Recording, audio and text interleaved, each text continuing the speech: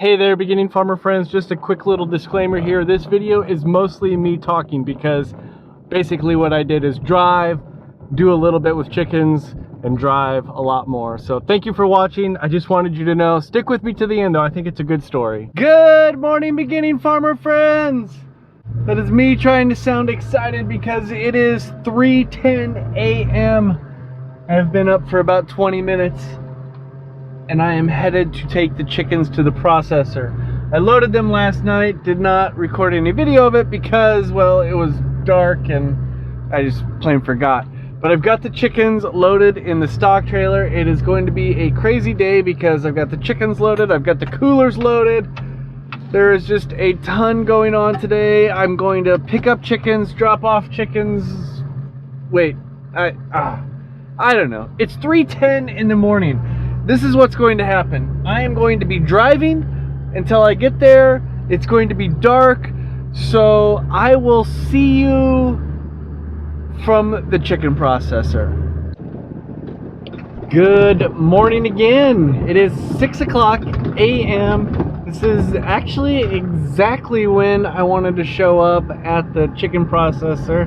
Now I just need to finagle my trailer into a spot where I can unload and then go through the unloading process, which I'm not 100% sure how I'm going to do. So just give me a second here.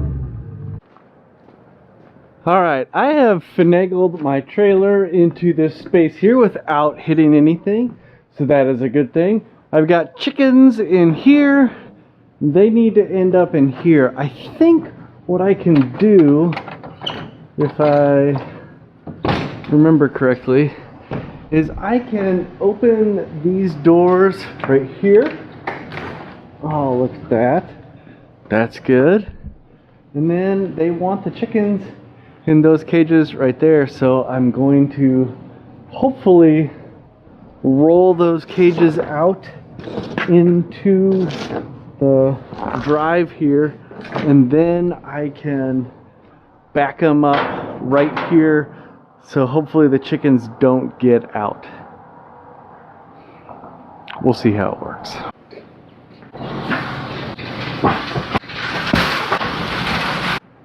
Okay, it looks like mildly it'll work.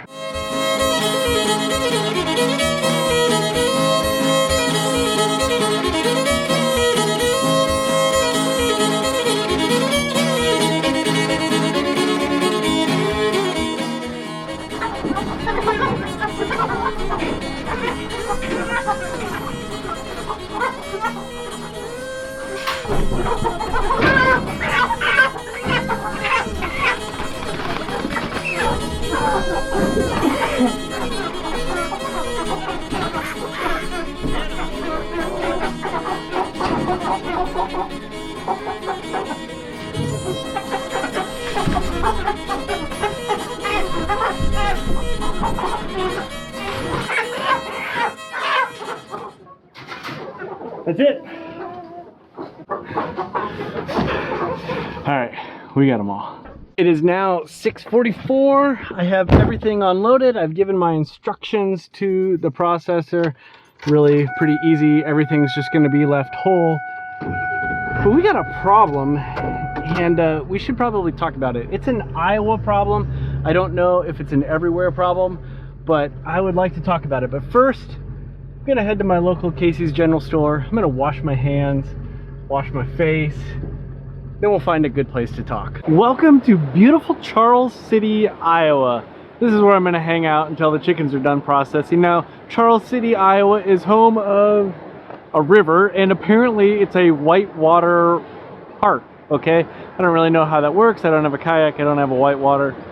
I do think that I would get wet and possibly fall out of a kayak or canoe if I tried to go down that little riffle there, but probably for you Westerners, this little Iowa whitewater park, no big deal. Also, Charles City is the former home of what was a Oliver tractor factory, and for a time basically a Minneapolis Moline tractor factory. In fact, I think that the Floyd County Museum, I think this is Floyd County, whatever the museum is in Charles City, has a Minneapolis Moline display. and they keep some records here and stuff like that. But that's not why we're here. We're here to talk about the big problem that really comes into focus every time I come up to processed chickens. If you've been following along on the channel for a little while, you've heard me talk about chicken processing and the difficulties of chicken processing in the state of Iowa. Right now, there is one official chicken processor. That means there is one place where I can take chickens, have them processed officially. There was the inspector there when I left this morning, and then be able to sell them at the downtown Des Moines Farmers Market, which is one of my main ways of selling. And technically I couldn't even put them in my CSA shares if I processed them on farm or at a custom exempt processor as well.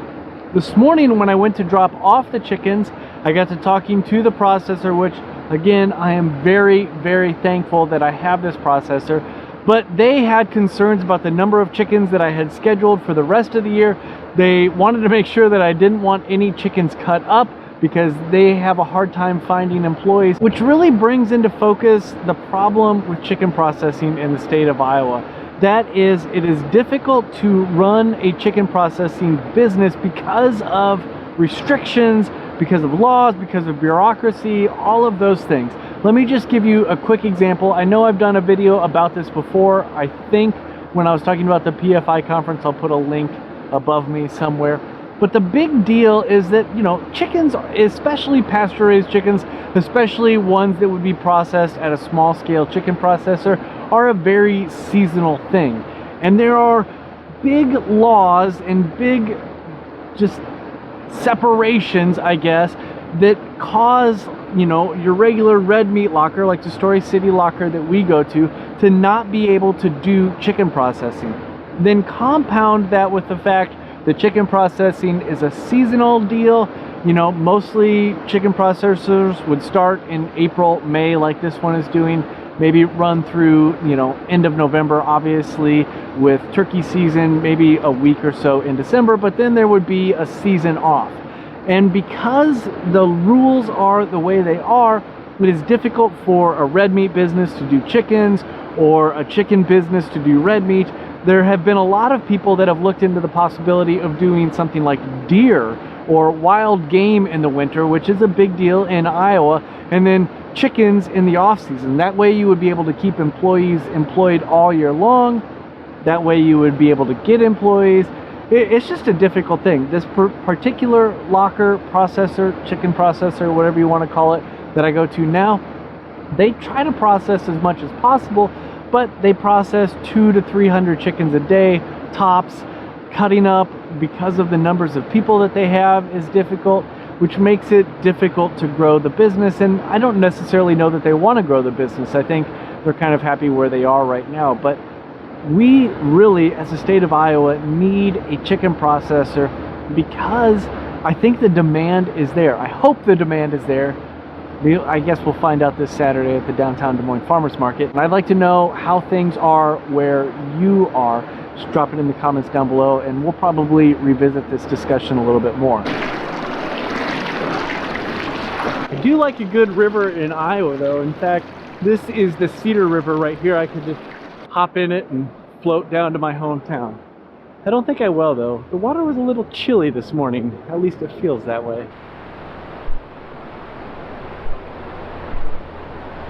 I am back in Green, Iowa, back to pick up the chickens. I've got dry ice in a cooler in my trailer. I have got quite a bit of chicken.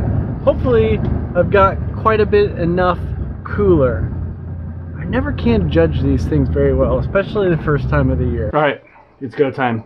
Coolers, chickens, loading. They fit. Barely they fit. But they're in the coolers. I'm gonna go inside, I'm gonna pay, and then I'll explain what's going on next, because what's going on next is not normal. But it's a very good thing, and I'm very thankful for it. Martson's Farm, thank you for processing my poultry. It is time for me to get on the road. It is 1:50 right now, 1:53 to be exact. And I've actually got a lot of things on the docket still yet today. I've been up since shortly before 3, and I need to get going. Hey Siri, give me directions to Story City, Iowa. This day just seems to be crazy. I made it to the Story City locker. I've got the coolers. I've got a stack of trays. Let's just start unloading chickens. These chickens look really good, I will say that. All right, I dropped off as many chickens as I could drop off. Oh my goodness, my best friends in the world right now. They came through for me big time. I have no idea what I'm doing. I will tell you what I do know that I am doing, and what I am doing now is not headed home with those chickens. Oh, I am headed one more place to go get some bottle lambs. That's right, bottle lambs. That was a close one, folks. I almost got out of here without taking the garlic for the garlic brats, which are the most popular brats that I have. Oh my, now we're on the road. For real this time.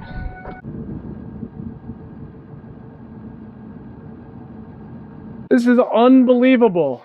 Worst YouTuber ever. I picked up 4 bottle lambs.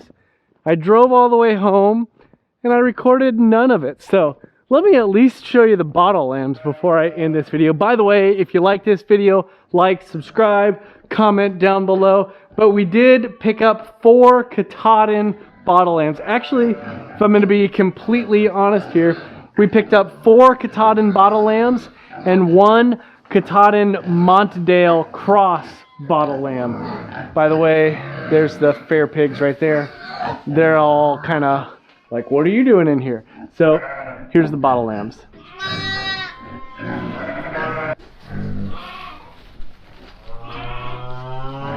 These bottle lambs are nothing, you know, not for a purpose of like growing a herd, or they're all males. The reason we got these bottle lambs is really a couple of boys wanted to have a bottle lamb for the county fair. So we got these bottle lambs, so they'll have a bottle lamb for the county fair.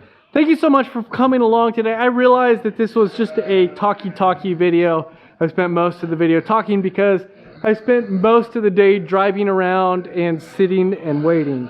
But that's what it looks like on chicken processing day. I am super excited to have the chickens processed because that means I will have them at the farmer's market this Saturday. It's dark now. It is late now. It is 8:45. I left this farm at 3 a.m. this morning. I'm going to unload the chickens. I'm going to go to bed eventually.